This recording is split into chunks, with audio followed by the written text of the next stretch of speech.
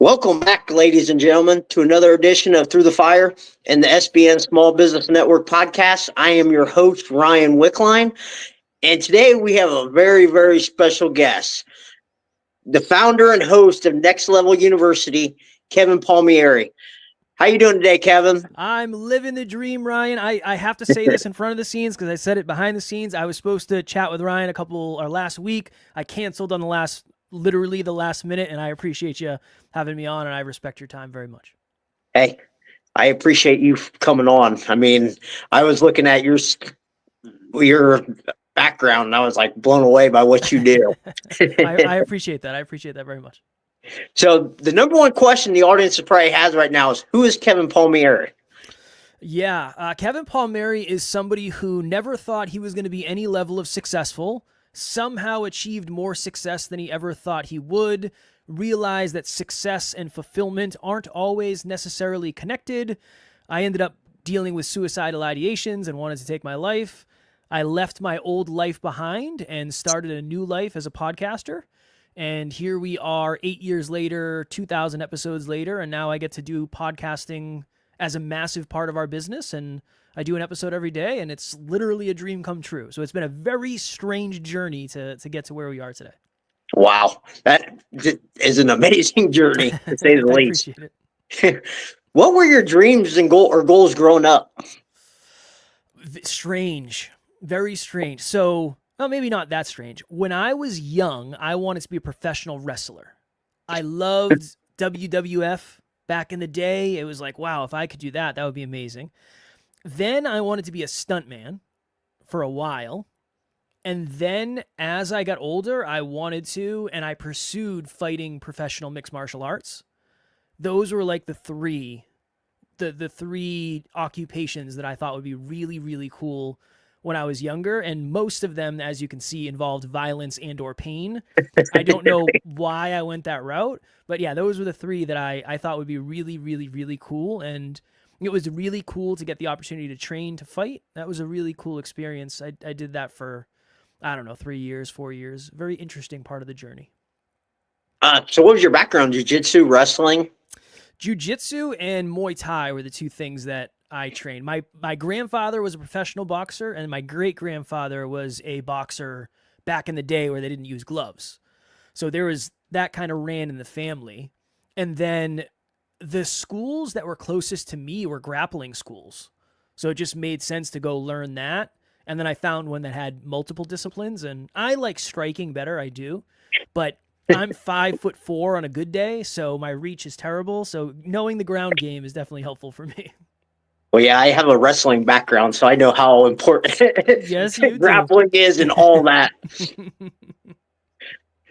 What shifted in you that made you want to improve? Like, what shifted that made you want to go into podcasting? Massive pain. I think, unfortunately, for so many of us, pain is the necessity that we need to make a different decision. So I was somebody who thought, well, if I make X amount of dollars, then I'll be successful. Or if I date someone who looks a certain way, I'll be successful. Or if I get in really good shape, I'll be successful. And I had all those things happen, and none of those things made me feel successful. And I realized that for most of my life, I had lived unconsciously. I don't know why I'm making any of the decisions I'm making. The opposite of unconscious is hyperconscious. So I thought, well, let me start a podcast called the Hyperconscious Podcast, and let me just have cool conversations with cool people. And then hopefully the audience can be a fly on the wall of those deep conversations, and they'll learn something and I'll learn something. It'll be this beautiful thing. That's how it started. I just wanted to have cool conversations like you and I are going to have. Then I really struggled with my mental health because of my job. And I said, well, I'm going to leave my job and see what this podcast thing can do. So when I started this, I didn't think this was going to happen. I never pictured getting to where we are today. I never knew I'd be able to do this full time and make money. I just loved it, and I fell in love with it, and I never wanted to give it up.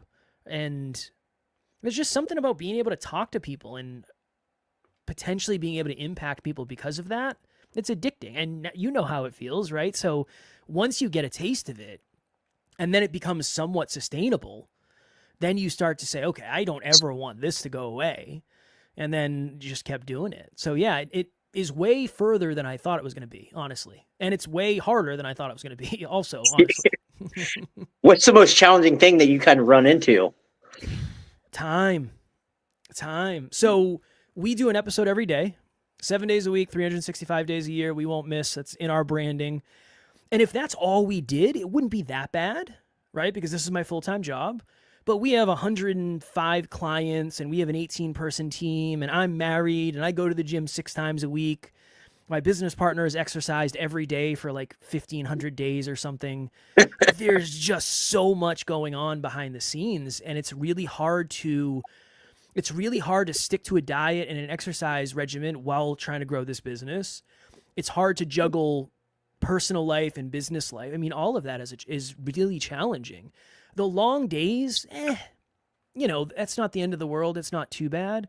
But trying to juggle long days with early mornings and late nights and family and fitness and finance, every time you add one more thing into the fold, it gets a little bit harder.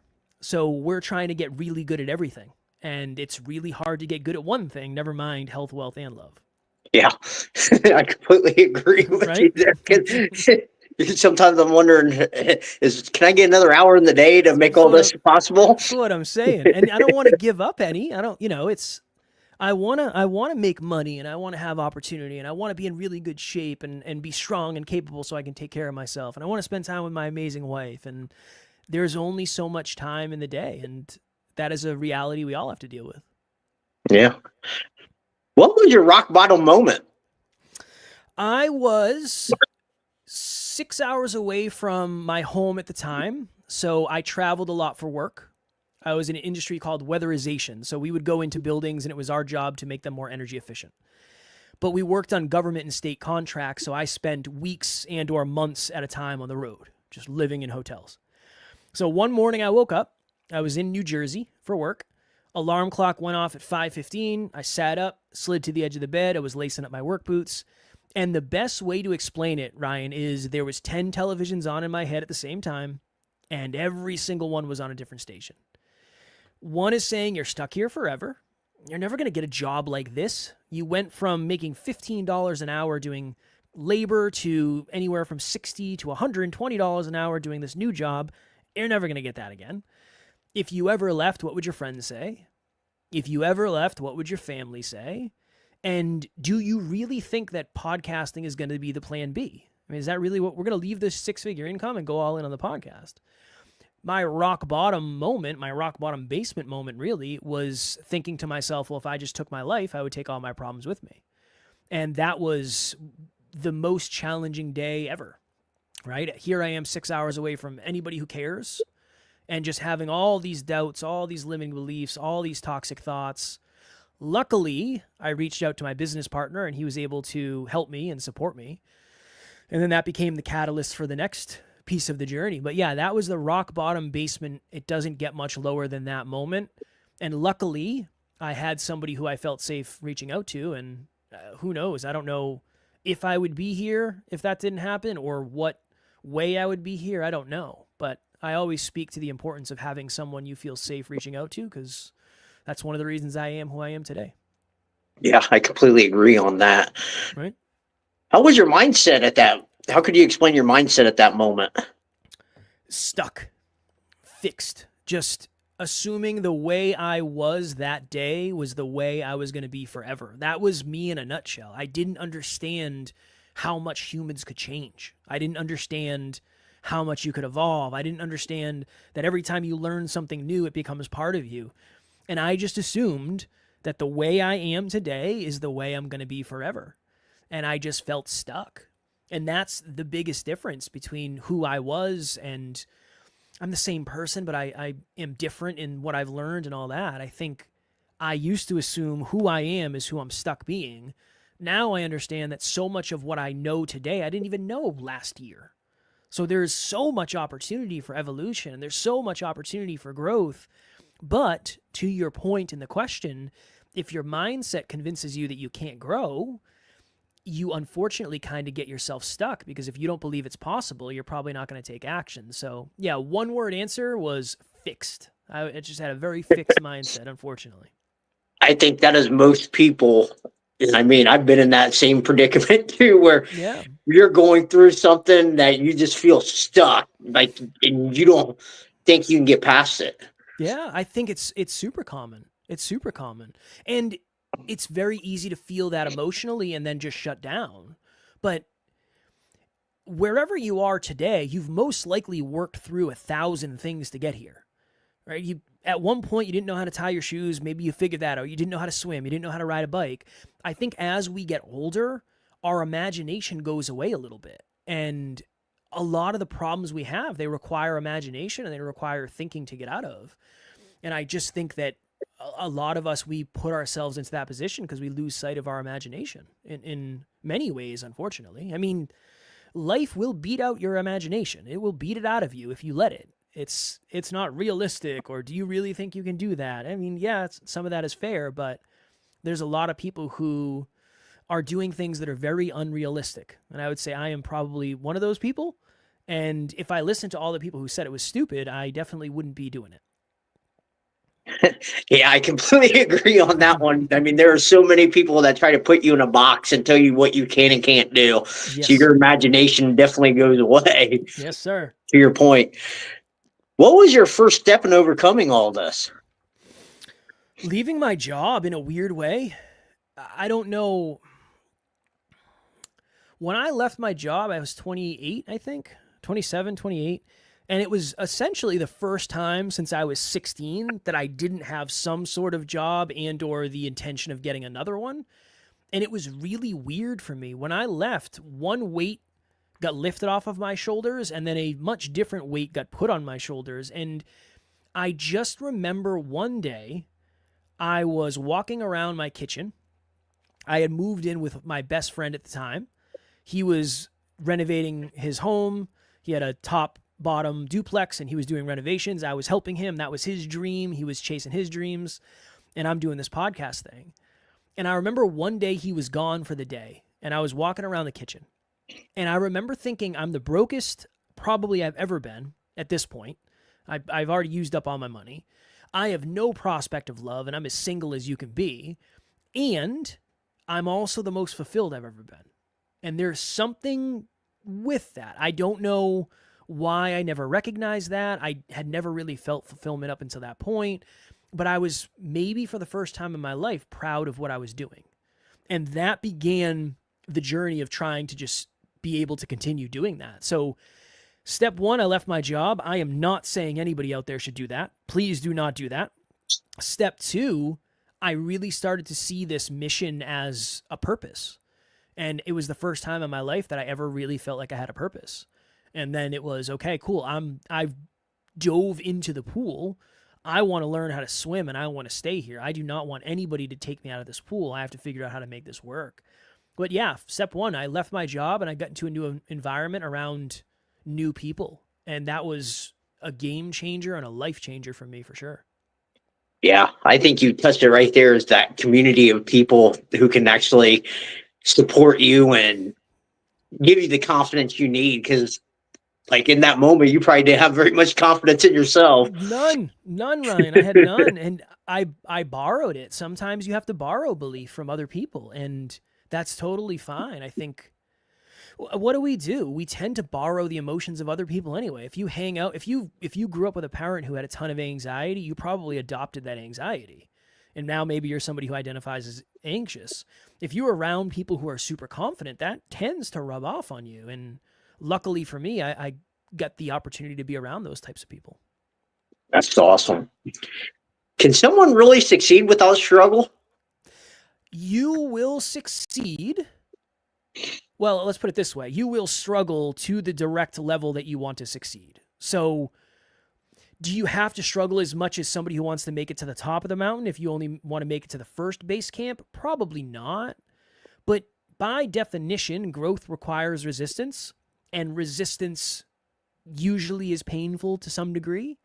I always use the gym analogy. If we both go to the gym and your workouts are always easy and you're always happy and you never break a sweat and it's just, oh yeah, I just had another great day at the gym and I'm in there grinding and I'm sweating and I'm struggling and I'm suffering, I know who we would bet on to get the results, right? The person who's really putting in the effort. So I don't think you have to suffer or struggle or sacrifice to the degree maybe I have. But as a podcaster, if you want to make this your full-time job, or you want to do 500 episodes or whatever, you're going to have to struggle more than somebody who just starts and says, yeah, just kind of kick the tires and see what happens. If we make it, we make it. So yeah, I believe you have to struggle in direct connection to the size of the goals you have, because the internet doesn't show you this, but success is really freaking hard, and achievement is really freaking hard, and it's most likely going to take more of you than you think. It's easy to see somebody on the internet who has it all and assume it was easy. Again, that's why I'm so honest about how terrible this journey has been. Yes, I look quote unquote successful and all that. Yes, that's all great. And it has also been the most challenging thing ever of all time. And somehow it's harder now than it was last year. And I feel like it's going to continue getting harder because we have this goal that we're ultimately never going to hit. And to the point of this question, if my goal is to make it to the top of this proverbial mountain, I'm going to have to suffer more than somebody who just wants to see it from a distance. And I think we're all kind of signing up for that, whether we know it or not, depending on what your unique goals are. Yeah. I love how you touched on that about suffering and having to go through it, through the pain and everything. Most times on the internet, all you see is the success. And even like this sports analogy, they show you all the glory, but they don't show you the struggle that went into it. Yeah, I try to be very transparent. I just bought a new car recently. Got a nice new BMW. Awesome. And it also is extremely challenging every month to pay for it. It's like, that's a lot of money. Yes, there's success under it. And yes, there's nice things. But in order to keep those nice things, you have to work harder than you did to get them. And that's what people, they just conveniently leave out. Everybody talks about what happens when you get success. Nobody really talks about sustaining success. And those are very, very different things. Oh, you just got your dream relationship. Amazing. Now, be a better partner every day for the rest of your life. Awesome. Oh, you just had children. Amazing. Now, you don't get to sleep for a while and you got to put the children over yourself and boom, and everything's more expensive, blah, blah, blah, blah, blah. The sustaining of success, I think, might be harder than achieving it in the first place, honestly. Yeah. And I use a sports analogy. It's easier to be the hunter than the hunted. 100%. 100%. So you are the founder of and host of Next Level University, a podcast that promotes personal development. What inspired you to start podcasting? Like a lot of people in 2015, 16, 17, I was listening to a lot of Joe Rogan at the time. And that was a big piece of it. And then for some reason, I had a lot of activity on Snapchat at the time. I was using Snapchat a lot. And I would literally coach people through Snapchat that I had never met before. And I remember in 2016, before I was even thinking of doing a podcast, I did a video on Facebook, and my thesis in this video was, you do not deserve anything that you don't work for.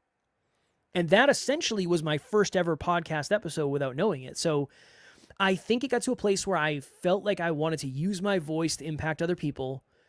Podcasting was this up and coming new thing.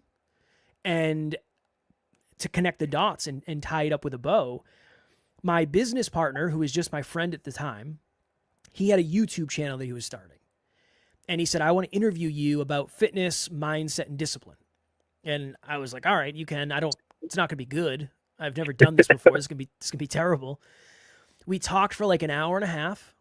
It went by in what felt like 5 minutes. And at the end, I said, imagine if you could do that full time. Imagine if you could do that for a living. And one of my friends who was there said, you can. I mean, there's people that do. So that was the bug planted in my brain.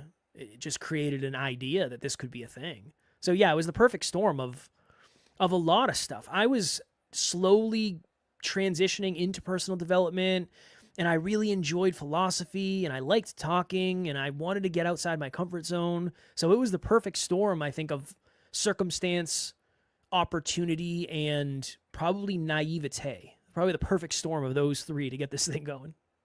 Wow, that's kind of crazy. And how you just kind of backed into it and it just popped out of nowhere on you. It is seemingly popped out of nowhere. And then so that's the interesting thing is then when you look back, I had been writing poems on Facebook for years. I was writing music. I wanted to speak. So there was a lot of hints that I didn't recognize at the time. But now when I look back, I mean, it makes total sense. It's just Steve Jobs had this quote, you can't connect the dots looking forward. You can only connect them when you look back. This is a really good example of that. Yeah. I like how you touched on it. It's like each step you take gets you a little bit closer to what your purpose truly is. 100%. Yeah. 100%. What kind of coaching services do you provide? Man, in the beginning, it was anything you wanted. If I thought I could help you, I would help you. In the beginning, it was fitness, it was relationship, it was peak performance, it was just anything personal development. Then after that, after I got my feet wet in that and I started doing actual coaching sessions, it was like mindset and peak performance. Then eventually people started asking me for podcast help because I was the quote unquote producer. I've come up with most of the episodes. I've titled basically every episode we've ever done. I just was the producer. I was doing the audio editing. I was doing the video editing for a long time. So people started asking me for help in podcasting. So it went from whatever to mindset, fitness, peak performance, personal development. Eventually it became full-time podcast coaching. And then we were able to build a podcast production company. So it has evolved a lot. And I thought I was going to be a mindset coach for high-level athletes. That's what I thought I was going to do. That is not what I do. I do very different things than I thought. But that is a really good example of how things tend to evolve when you stay in the arena for a long enough period of time. So let's say I was 400 episodes in. It's 400 episodes in. Somebody reached out and said, hey, I want you to produce my podcast. What I'm doing today and the unique direction I'm moving in today would not exist if I stopped at 399 episodes. That's why success compounds to a degree, because you do something long enough to learn a new skill, and then eventually people ask you to help them with that skill, and that becomes a huge piece of what you're doing, even though you never thought that was going to be it. So yeah, it started as very much mindset and peak performance, and now essentially all I do is podcast coaching, speaking coaching, and light business coaching for content creators. Wow, that's just like a crazy journey from one end of the spectrum to the other. You're telling me, Ryan. You're telling me, my friend. That's just crazy. What are the biggest challenges your clients face? Ooh. For a lot of people, they really struggle with perfectionism. And they want to make sure. I had a moment where I logged on with you where I was like, good for him for doing this with his cell phone. Good for him for not having the perfect everything and saying, well, eventually I'll do it. A lot of people struggle with perfectionism. And if it's not perfect to start, they never start. That is a huge piece of it. Whether people want to admit it or not, a lot of people pay us for accountability. And I think that's wonderful. There's nothing wrong with that. That's quite literally using necessity to your advantage. So I would say that's a big thing. Just the understanding in business that just because you build something does not mean anything's going to happen. And a lot of people are coaches. A lot of people are talking about similar stuff to you. There's a lot of stuff that you have to do to grow your podcast, to grow your business, to grow your coaching practice. There's a lot of stuff that people aren't talking about online. So just giving people the awareness and the tactics to do that, that's a big thing. And then building confidence when it comes to speaking. Public speaking is one of the biggest fears people have. And if you're a podcaster or you want to be a speaker, you want to be a coach, you're going to impact people using your voice. And for a lot of people, that makes them insecure. So that's something I work on with all of my clients. If I'm talking to a client, we're talking about how to improve our speaking and the craft of speaking. So that's a very, very common one. Does anybody ever come to you with that problem? Not necessarily. But as you work with somebody and as you talk to somebody for long enough, you can start to see, oh, okay, every time you answer a question, you use this word. or you're using a lot of filler words, or these are your railing words. You learn pretty quickly when you talk to somebody for long enough. So I would say those are probably the 3 or 4, however many I gave, problems that people have the most. Yeah, I can definitely agree with the fear of public speaking. Yeah. It's I know there for the longest time. I mean, that was a huge fear of mine. And then when I felt like God called me, he's like, "Hey, I want you to go do this." I was like, really?" You're not alone. You're not alone in that. It's hard because it really is when you go up to speak, it's just you. There's nobody there. There's nobody to save you.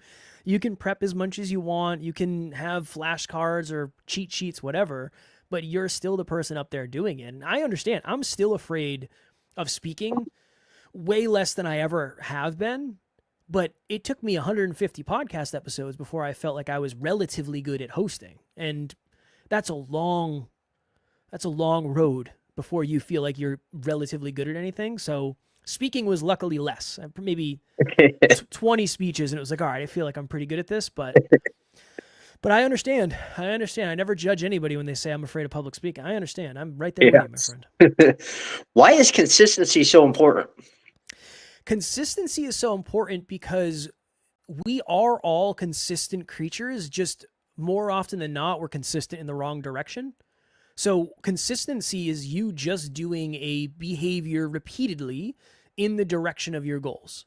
And if you only do something once a week, the odds of you getting really good at it or getting really good results are just not high. If I was to sit down with you, Ryan, and I said, I will give you $1 million if you can do the splits. You are a wrestler, so you might be close to the splits already. I don't know. Not even close. Okay. I'll give you $1 million if you can do the splits in 365 days. Let's say you said, yes, I'm in. What is the best way for you to accomplish that? Probably practice every day. But what happens if you say, well, I'll do it 5 times a week. I don't really need to do it 5 times a week. I'm going to do it 4 times a week. I'm going to do it 3 times. I'll just do it once a week. Every time you tick one of those opportunities off, you are less likely to accomplish the goal. And that just is the way it works. The goal acquisition does not care about feelings. It cares about inputs. It cares about consistency. So consistency is the action and the act of doing something repetitively with the desired outcome. It increases the likelihood that you're going to win. It increases the likelihood that you'll get good. And then eventually it becomes a part of your identity. And then you identify as, I am the type of person that can do blank behavior consistently. And then you operate completely differently. I mean, it's literally in our branding. Self-improvement in your pocket every day. Every day. It's in our branding because it's part of our identity now. And I think everybody can get to a version of that. Maybe you don't want to do the same thing every day. But consistency is one of the biggest issues for humans because it's hard to be consistent and emotional. Because some days you wake up and you don't want to do it. And I understand. Same. And then we have to check in with, okay, well, what's the goal? Why did we set the goal? How committed to the goal are we? And then hopefully we can put one foot in front of the other and get it done. But I do think that's one of the reasons that a lot of us aren't as successful as we desire or more successful because we're just not as consistent as we could be. Yeah, I completely agree on that. I mean, the number one thing I hear from working with athletes is, I'm not motivated to do it every day. It's like, really? You're not supposed to be motivated every day. That's a feeling. It's about being disciplined. Just keep showing up. 100%. 100%. It would surprise people if I said, look, out of the 3,200 podcast episodes I've recorded, 25% of them I probably didn't want to do. I just didn't feel like it. I wasn't motivated. I wasn't in the right state. I did them. And I got a little bit better, hopefully, every time. But if I only did the episodes I wanted to do, I would not have the amount of episodes I have. Even though I love this and I'm privileged to be able to do it, and this is a dream come true, some days you don't want to do it. You have a headache. I don't want to do it. It's 75 degrees out. I'd rather be outside. Doesn't matter. That's not what we're here to do. We're here to be consistent. We're here to be disciplined. I love it. How does someone find their purpose? This is a challenging question that I would say the answer has evolved for me over the years. I believe your purpose is uncovered. I don't think you discover it. I think it's uncovered for you. And usually, from what I have seen, your purpose is helping a certain person or thing overcome or deal with a certain pain or problem in a unique way. Usually one of the things that you struggled with a ton. That's just tends to be the way it is. You can ask yourself questions. What would you do for free that you would feel guilty if you got paid for? That's a great one. That's a great place to start. What do you lose track of time when you're doing? What do you think you can be the best at? Maybe not the best in the world, but the best of yourself. If you had a list of 10 things, what is the thing that you can be the best at for you? And then what would I find you talking about on a Friday night? Just randomly, if you're hanging out with your friends, what are you talking about? And oftentimes, like, what are you afraid to talk about because maybe other people don't get it yet? Those are good questions to ask in terms of finding the purpose. But here's where things get a little wonky, I think. I think many of us already know to a degree what our purpose is. But when we talk about the vehicle, that's where people get stuck. My purpose is not to be a podcaster. It's not to be a speaker. It's not to be a coach. My purpose is to use my voice to help people raise their awareness. Podcasting is a vehicle. Speaking is a vehicle. Coaching is a vehicle. Just like I had. Well, it would be awesome if I was able to do that, but I could never make a living, or but I could never grow a business, or but it could never be sustainable. I think that's for a lot of us where we decide, you know what, this purpose is not realistic because I can't figure out what a realistic vehicle is. And I always suggest people check in with that. Look for the vehicle. Sometimes you find the vehicle before you find the purpose. It just doesn't seem like that because it just doesn't seem realistic for a lot of us to do the things that we want to do. But I think that's where so much of the purpose is made. So that's at least what I've seen. And same thing for me. I thought it would be really cool to talk to people for a living, but it doesn't seem realistic. Podcasting, interesting. All right, let me try that and see what happens. Then eventually things changed and they evolved, but the vehicle, I think, is where a lot of us get stuck, unfortunately. Interesting. Do you feel like someone's purpose can change over time? Yeah. I don't have children, nor am I planning on having children, but I can imagine that if I was to have children, my purpose would shift. That would be a new input. That would be a new emotion, a new connection, a new responsibility, a new expectation that I never had before. My purpose would have to shift in some way. So yeah, I definitely think it can. Do you want it to? That's the conversation. One of the reasons I'm not having children right now is because I know it would take away from this. That's a conscious decision because I don't want my purpose, my mission, my passion to change. But yeah, I definitely think it can. And I think you should give yourself permission to let it change. It's your purpose. It's your mission. It's up to you. If you don't enjoy doing it, it's probably not going to be a very successful purpose in the first place. How can people become more confident? 3 steps in an oversimplified way. 3 steps. State, prove, self-assign. So let's say what do you want to do to be more confident? Well, we'll use speaking because we already used that as an example. Okay. In order to build more confidence, in order to build more belief as a speaker, you have to state, okay, I am going to do a speech next week. Cool. Then you have to prove to yourself that you're capable of doing it by showing up and putting in the reps. And then the big one that I think a lot of us don't do is you have to self-assign. And you have to say, I did that. I said I was going to do it. I did it. Now I'm going to give myself credit. Now, what happens, I think, often is we are embarrassed to state the things that we believe we can actually do.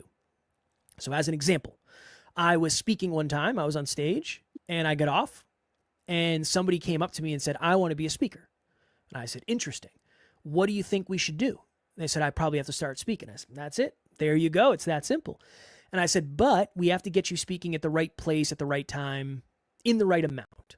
So if you were to do what I just did and speak to that audience on a scale of 0 to 10, how outside of your comfort zone would that be? And they said 15 out of 10. I couldn't do it. Cool. That's not where we start. what if I asked you to just record yourself on your phone and show nobody? And they said, that's probably only like a 2 out of 10 outside my comfort zone. Okay. What if you recorded a speech on your cell phone and you sent it to me, and I promise I won't send it to anybody else? And they said, that would probably be a 5 out of 10. I said, do you feel like you have 5 out of 10 confidence? They said, yep. Cool. Let's do that. They stated they were going to do it, and they proved to themselves that they were going to do it, and then they self-assigned the fact that they did it. And if you do that enough with consistency, with discipline, that is where real confidence is built. I know I probably seem like I'm very confident doing this. I have just done it 3,000 times.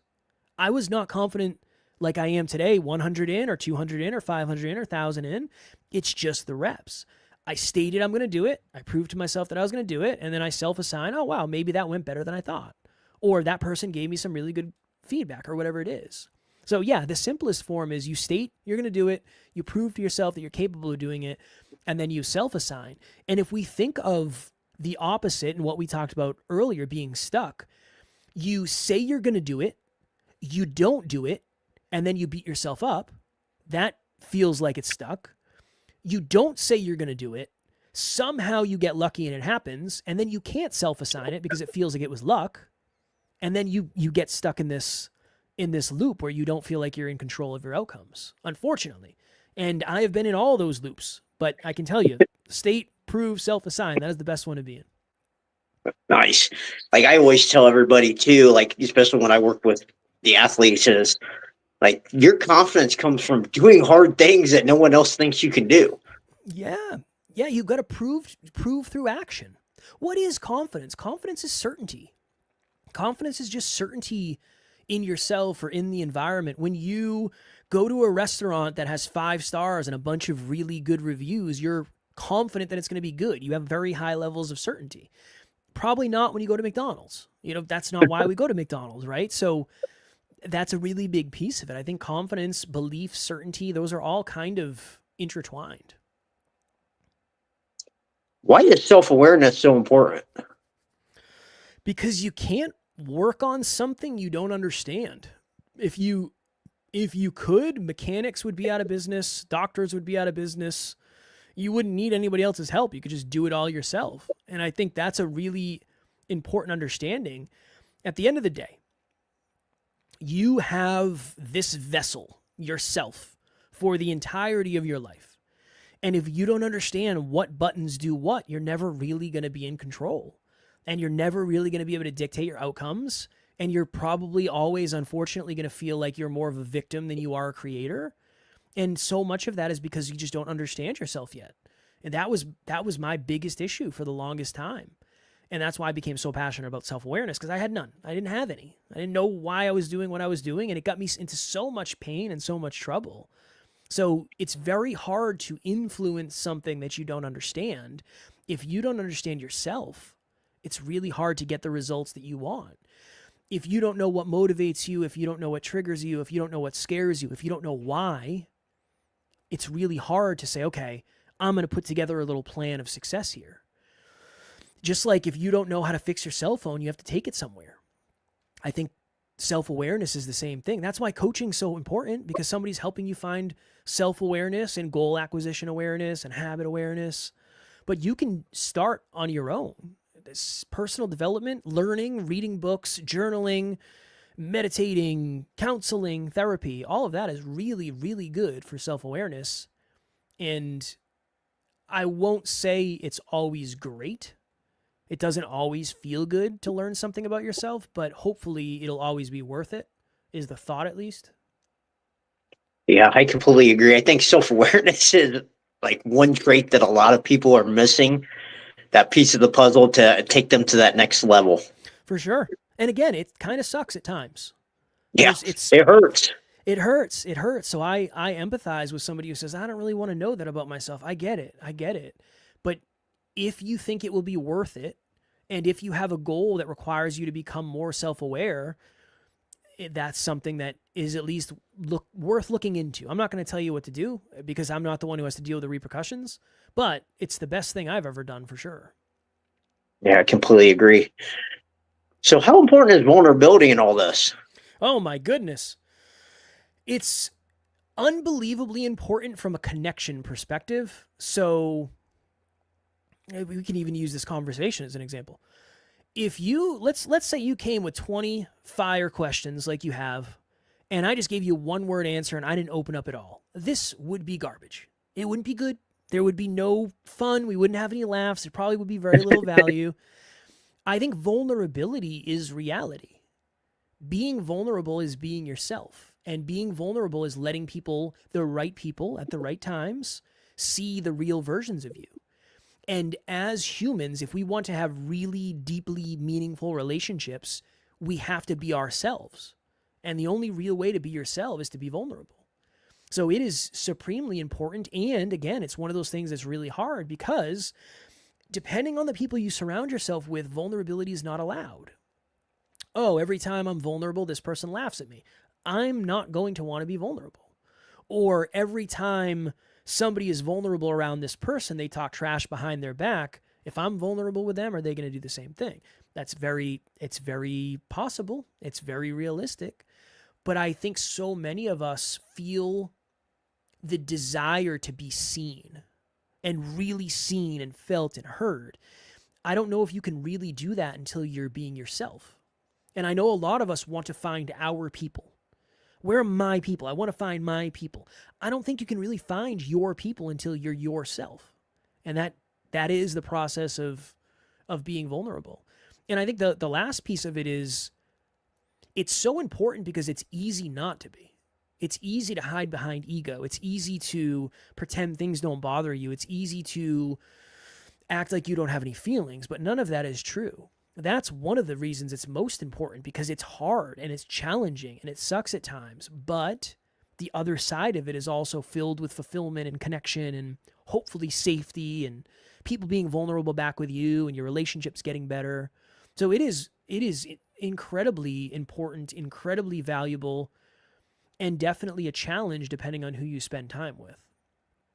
Yeah, I think that's the problem with like most men are being like told that being vulnerable is bad. 100%. Yeah. I didn't know my dad. I didn't grow up with a dad. I wonder if I would think differently if I did. I didn't have a male role model saying it was toxic or it was bad to cry or it was weak to cry. I didn't have that. Would I think differently if I did? Probably. And I'm grateful I don't. But yeah, somebody's got to go first. That's the hardest part is if, let's say you're a man out there and you have a bunch of male relationships and in your group, it's not cool. Somebody's got to lead the charge on that. And if you're brave and you value it and you think it would be worth it, maybe it's got to be you. I remember I was into personal development before most of the people in my friend group. And I learned about vulnerability earlier than most of the people in my friend group. And I remember after we would hang out, I would hug my friends and I would say, I love you. And I remember, Ryan, the first time I did it, one of my friends was like, dude, what are you doing? And I was like, don't worry about it, man. Just trust me. This will make sense eventually. And it got to the place where we all did that. We call each other, hey man, how you doing? I miss you. I love you. That just became normal. And I think my relationships got better because of it. Yeah. How many friends did you lose because of that? Honestly, none. Yeah, no, I didn't lose any. I didn't lose any because of that. Because I think all of my friends wanted they all wanted it. They just were afraid to go first. Yeah. Understandably. Yeah. I know that like when I had to go through all my personal development stuff that I lost a lot of friends in that process because they just weren't right for me as I was growing. Yeah. Well, I lost some as well, not necessarily just because of the vulnerability piece. Honestly, this is one of the hardest questions ever, but I think it's one of the most valuable ones. Are the people in my life the best from my past or the best for my future? That's a really challenging question. Are you friends with the people you're friends with because you went to high school together, because you went to college together, because you used to drink together, because you used to play video games together? Or are you spending time with people in your life because they're going to help you get to the next level and you're going to help them get to the next level? I'll never forget. I was dating a young lady in, 2000, I don't know. It was a while ago before I got married. And she said, I want to meet your friends. And I said, awesome. I'll introduce you to my friends. It'll be great. And I began to explain the two friends that she was going to meet. And I said, one is he's like my big brother. He's going to be so curious about you. He's going to love you. He's the man. It's awesome. You're going to love him. And then I said the other one, and I paused. And I said, he's going to make fun of you. He's going to make fun of me to you in front of me. He's going to say some dumb stuff. He's not as funny as he thinks. He's honestly kind of disrespectful. And I said, imagine if somebody had to prepare their partner to meet me like that. And I could never look at that relationship the same again. And that relationship ended up drifting apart to the point where I haven't talked to that person in 6 years, 7 years at this point. And it sucks and it's sad. And I think about that person all the time. And I just don't think they were what's best for my future. And honestly, I think I probably would have been a pain in the ass for them anyway. I don't think they wanted to grow in this direction. And I don't want to make somebody grow in this direction if they don't want to. Yeah, I completely agree. It sounds like some of my friends that I grew up with that I had to separate myself from. Yeah, it's common. What's the most powerful advice you could give to an early entrepreneur? Don't be entitled. Don't be entitled. You have to earn it. You can't just charge whatever you want because you want to charge that amount of money. It doesn't work like that. That doesn't work in the real world. That's not how it's set up. That would be a big piece. And then the other piece would be you can get pretty far by just multiplying your strengths. If you're really good at something, you can make a meaningful amount of progress and build a meaningful amount of momentum by just going all in on that one thing. I think that's the reason entrepreneurs that are good at sales tend to excel. Just go sell something for a long period of time and you'll get better at sales, and that's your strength. So yeah, really lean into your strengths until your weaknesses become a bottleneck, and then delegate, partner, whatever, learn, whatever it is, whatever that's going to be for you. But your strengths can get you pretty far before you really need to work on the weaknesses. I'm not saying do that forever, but as an early entrepreneur, you're probably more skilled in something than other people / than in other arenas for yourself. That would be the advice I would give. Yeah. And if you're in a relationship, try your best to, number one, explain what this will do to your relationship. And number two, express this journey to your partner, because somebody said this to me. I don't know who came up with it, but the only thing worse than being an entrepreneur is dating one or being married to one. So it's important to try to convey how challenging it will be. Why do you say that? There's just a lot of uncertainty, and it's different. It's just, yeah, I'm an entrepreneur and I'm a business owner and I work for myself, but the 4th of July is coming up. I'm working. I work almost every day. I work every weekday other than maybe like Christmas and Christmas Eve. I work my birthday. I work Valentine's Day. I work when I travel. It's up to you. And there is no safety net, and there's no health insurance, and there's nobody saving you. And if stuff hits the fan, which it most likely will at some point, you're the person people call in. And it's a lot. There's no clock. There's no 9 to 5. There's no punching in. There's no punching out. Sometimes you have to prioritize the business over everything else because the business is the thing that is sustaining the lifestyle. And I think, again, going back to social media, it looks really sexy.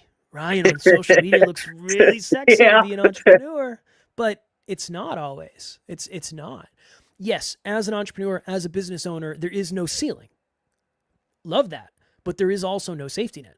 And unfortunately, most people fall, and very rarely do people actually make it if you look at the stats. So just communicating to your partner, to your family, to your friends, look, I'm going in a different journey. Here's a good example. One of my good friends had a death in the family recently, and the wake is tomorrow. It's from 4 to 8.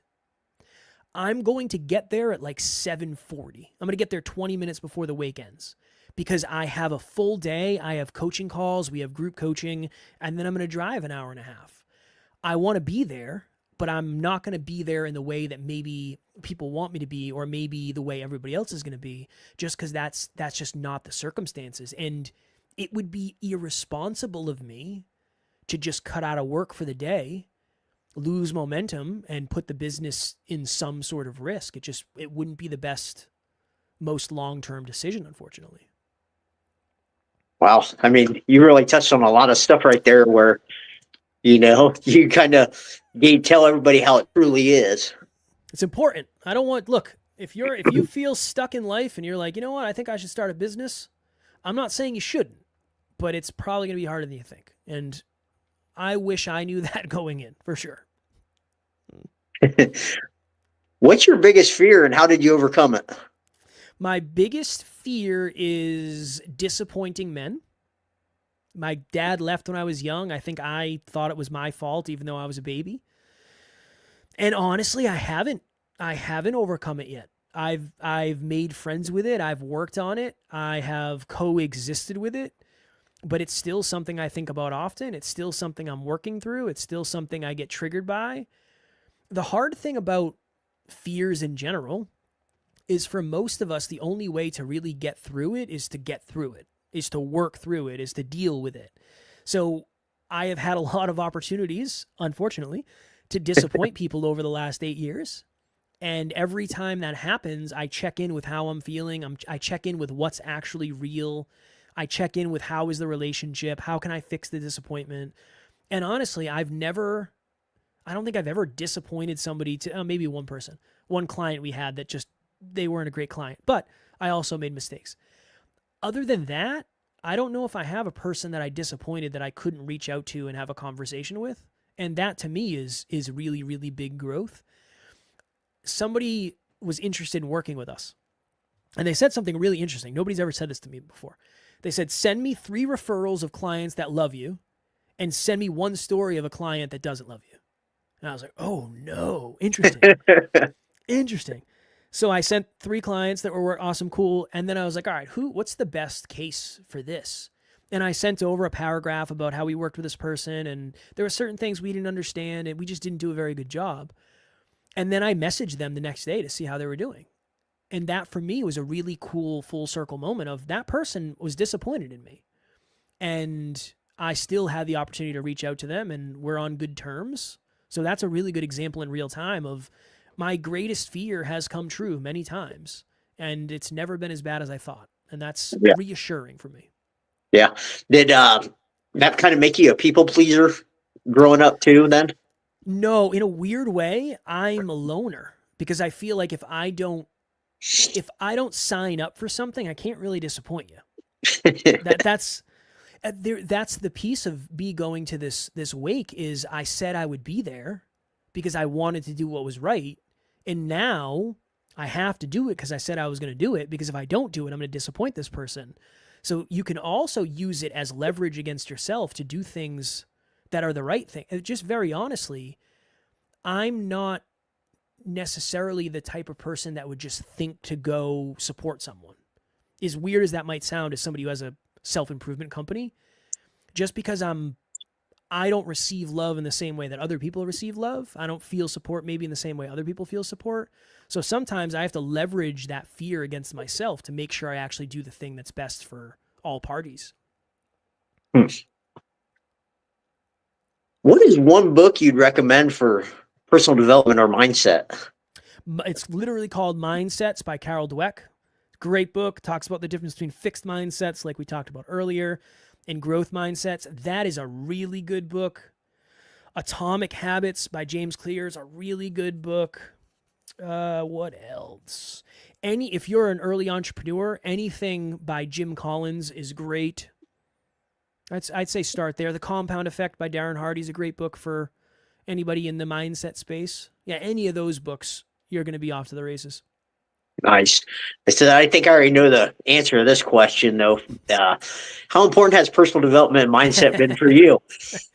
It's everything. Yeah, it's everything. I am just a, what's the word I'm looking for? Just the sum of all the things I've had the opportunity to learn and unlearn and practice and stop practicing. At the end of the day, the person you see in front of you is I'm just a representation of all the things I've learned, right? How many of these things that I said are not even my own sayings? They're just my representation of something I learned.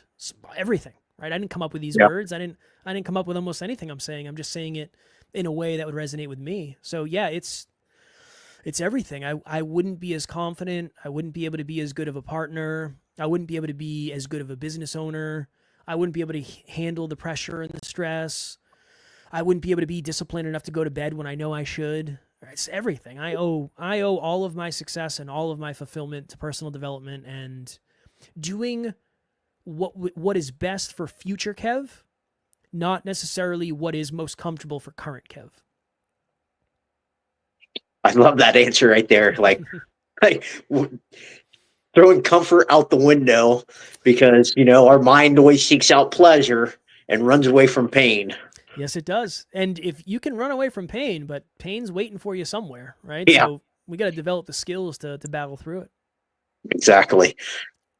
What are your short-term and long-term goals? Long-term goal is to have the most successful personal development company on the planet. That is what we're aspiring to. That is why we do as many episodes as we do. That's why we do things the way we do. So that's the long-term goal. And then just a personal one, mine is to be as fulfilled as humanly possible. That's a big piece of it. And if I could get to the place, Ryan, where I am able to donate $10 million throughout my life, that would be really freaking cool for me. So that's a little personal goal I have. If I could donate $10 million or help people with $10 million, that would literally be a dream come true. So that's something I aspire to a ton. Short term, just to keep getting better. Yeah, I mean, right now I'm on a weight loss journey. So I'm cutting down to 168 pounds. I'm at 174. That's cool. We have some financial goals we're setting this year where we're completely out of debt. No more debt in the business, no more personal debt. So that's a grind that we're on right now. And then after that, more of the same, probably. Yeah, more of the same. We're very regimented. I'm boring. I do the same thing pretty much every day. And the goal is just to get as good at this as possible and grow the business and grow the love of my family and grow the love of the team and grow myself. Awesome. I don't think everybody understands that part about it. I mean, that regiment is what keeps you going and why you've been successful, though. It sucks too, but it sucks in the best way. I was thinking of this the other day. I couldn't tell you, and this isn't like the hustle porn. I'm not saying that. This isn't hustle porn. But I don't really know the last time I didn't get up at 6 in the morning. I get up at 6 every day and I love it. I don't love it when the alarm goes off, but I love getting to the gym at 6:30 on a Sunday and there's nobody there. And I just feel like, okay, this is what it's about. So yeah, it's discipline. I know discipline has kind of been villainized in certain groups and hustle and grind has been villainized. I'm not telling you to grind more than you want the payoff for. There's no sense in doing an episode every day like we do if you don't want to be really successful at podcasting. No stress. But you can align your grind. And I think that's what it's about for all of us, aligning your grind with what you want your life to look like. I completely agree. How can people get a hold of you? Man, search Next Level University. We're on all the podcast platforms. We're on YouTube. On Instagram, my handle is @NeverQuitKid. And then my email is kevin@nextleveluniverse.com. I'm happy to answer any questions, comments, concerns, whatever it is. I do my own emails, so anything I can do to add value, I am just a message away. Awesome. Is there anything we haven't covered that you want to talk about? My goodness. No, I feel like we pretty much touched on everything, all over the place. Yeah. I feel like we covered a lot. Yeah. Perfect. Okay, final question. What is one piece of advice you'd like to leave our listeners with about overcoming adversity? Ooh. I believe if you have the right tools, adversity can be your advantage. When we first started interviewing people, I remember somebody would tell this incredible story about overcoming adversity. And I would say to my business partner, Alan, we'll probably never hear anything like that again until next week when we heard another unique version of the same story. And eventually we got to the point where we said, okay, your adversity can be your advantage if you know how to do it. And I think I don't have it figured out, so please don't assume I do. I think it's self-belief. I think it is clarity And I think it is the community of people you have around you. If you're somebody who has really high self-belief, you usually use adversity as fuel. If you have clarity, it helps you pinpoint where you're going. And if you have the right people around you, it helps you move in a positive direction.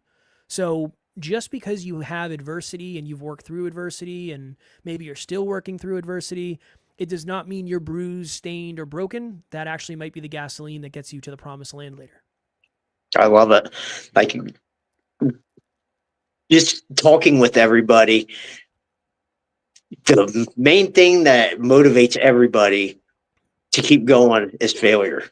So you kind of touched on that failure is what propels you to that next level. Yes. I don't know who set it up that way, Ryan. It wasn't my job. I didn't want to set up failure as the thing that has to happen, but I do think it is inevitable, unfortunately. Yeah. Yeah. Perfect.